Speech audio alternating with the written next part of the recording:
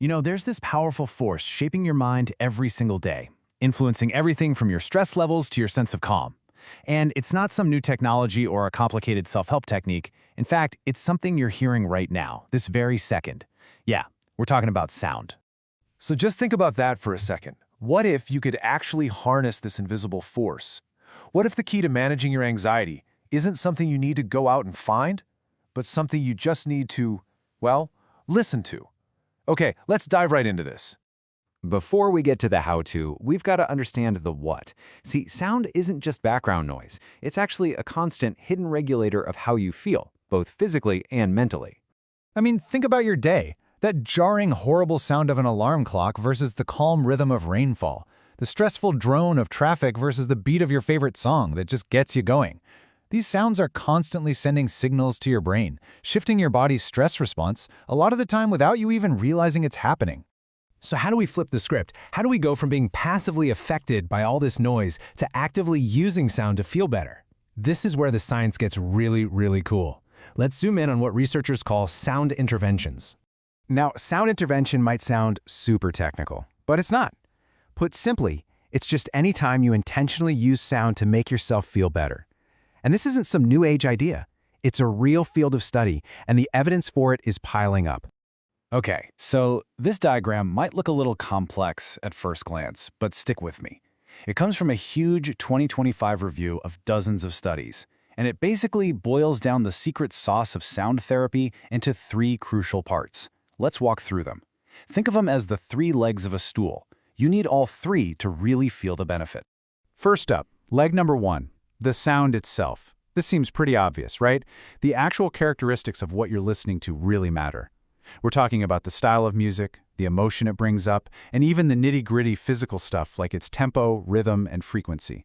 All these things have a different effect on your brain. But the sound itself is only one part of the story. The second factor is all about, well, you. Your personal taste, your cultural background, the memories you've tied to a certain song or sound. This is exactly why a piece of music that one person finds incredibly calming might totally annoy someone else. Your own history is a huge ingredient in this whole recipe. And the third and final leg of our stool is the environment. How are you listening? Is it a live concert or a recording? Are you completely immersed with headphones, or is it playing on speakers in a shared room? Are you alone, or are you maybe with someone you trust, like a therapist or a good friend? All of these details about the context can dramatically change how a sound impacts you. Let's look at a real-world example. One study took a bunch of students, stressed them out, and then had them listen to different things. The ones who listened to classical music or relaxing music that they chose themselves saw their anxiety and physical signs of stress just plummet. The group that listened to heavy metal, no real improvement. And what about the ones who sat in silence? They felt a little better, but not nearly as much as the music groups. It's a perfect case study of how the sound and your personal choice work together. So here's the crucial point. While most of the studies out there, about 65% in that big review, tend to just focus on the sound itself, the real power gets unlocked when you combine all three factors. The big takeaway is that it's not just about the music, it's about the listener and the moment. It's the sound, the person, and the place all working together. And this whole idea of combining the sound, the person, and the place, it isn't some brand new scientific discovery, not at all. In fact, people have been intuitively using these exact same principles for thousands of years, especially in spiritual contexts, to find comfort and connect with something bigger. Just take a look at these two examples. On one hand, you have someone today creating a personal playlist of worship music on their phone to help with their anxiety. On the other, you've got ancient monks gathering together before dawn for communal prayer and chanting. The tech is worlds apart, but the fundamental drive? It's exactly the same, using structured sound to find a sense of peace. And this practice has some seriously deep roots. I mean, the Bible itself talks about Paul and Silas in a prison cell at midnight, a moment of pretty profound distress, and what were they doing? They were singing hymns. They were transforming their terrible situation through intentional sound. This is captured so perfectly by St. Augustine's famous line, "To sing is to pray twice." It just highlights that music isn't just an add-on to prayer. It elevates it. It gives it this whole other powerful, emotional, and even physical dimension. So you see, whether it's one person alone with an app trying to find some emotional relief, or an entire community together seeking a spiritual connection, the underlying engine is identical. It's about intentionally using sound to change your inner state, to shift your focus from what's stressing you out to what brings you comfort. Okay, so we've covered the science and we've touched on the history. Now for the really important part. How can you apply all this to your own life? How can you become the curator of your very own stress-reducing soundscape?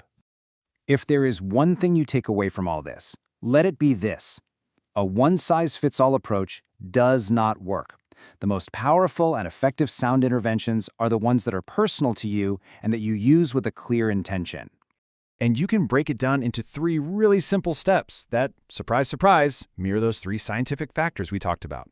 First, identify your need. What do you need to feel? Second, consider your context. Where are you and what's going on? And third, listen with intention. So here's how that might look in real life. For your need, are you feeling fearful? Maybe a declarative song like "Fear is a Liar" could help. Do you just need some calm to focus? Maybe some instrumental music is the ticket. Next, your context. A quiet morning prayer is going to call for something very different than a moment of acute panic, right? And finally, and this is so crucial, your intention. Don't just put music on in the background. Really engage with it. Pause for a second. Breathe with it. Notice which lyrics or melodies stand out to you. That is how you transform passive listening into an active therapeutic tool. So ultimately, the sounds in your life are having a conversation with your nervous system, whether you're paying attention or not. The only real question is, are you ready to start directing that conversation?